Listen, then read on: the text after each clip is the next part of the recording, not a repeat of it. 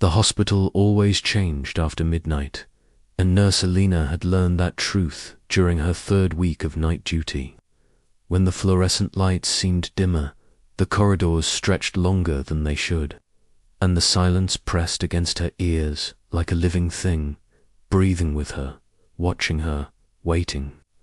As she began her shift at exactly 11:58 p.m., 2 minutes before the official clock change, because the senior nurse had warned her never to arrive exactly at midnight, never ask why, and never question the sounds coming from the East Wing. A wing officially closed for renovations after a fire 10 years ago. A fire that killed 12 patients and 1 nurse whose name no one spoke anymore. Not even in whispers. Alina laughed it off then, thinking hospitals were full of superstition.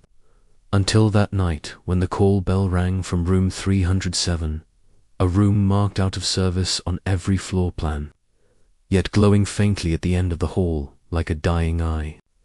And against her better judgment, she walked toward it, shoes squeaking too loudly, heart pounding harder with every step, noticing that the temperature dropped sharply near the room, her breath turning white though it was summer, and when she opened the door, she saw an empty bed neatly made, a heart monitor still running, showing a flat line that beeped steadily as if mocking life itself.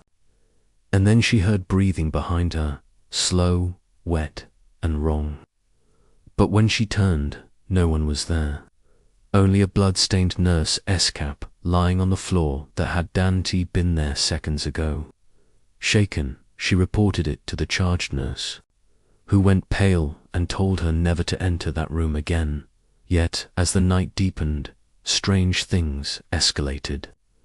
Patients calling her by name though she had never introduced herself. For stands rolling on their own, elevators opening 2 floors that didn't exist. And at 2:17 a.m., the hospital PA system crackled to life, announcing Code Blue, East Wing, in a voice that sounded eerily like Alina's own, distorted and hollow, and every instinct screamed at her to stay put, but her feet moved without permission, carrying her back toward the forbidden wing where the walls were blackened with old. Fire marks and the smell of smoke never faded. And there she saw her, the burned nurse, skin charred and cracked, eyes sunken yet burning with hatred, dragging herself across the floor, leaving trails of ash and blood, whispering, "You're late," over and over, accusing her of abandoning patients she never knew. And suddenly Alina understood, because every night nurse before her had been called, one by one, lured into the wing to replace the nurse who died that night, condemned to work forever in the hours when the hospital belonged to the dead. And when Alina tried to run, the doors slammed shut, lights flickered out, and hands cold, blistered, countless grabbed her ankles as alarms screamed but no one came.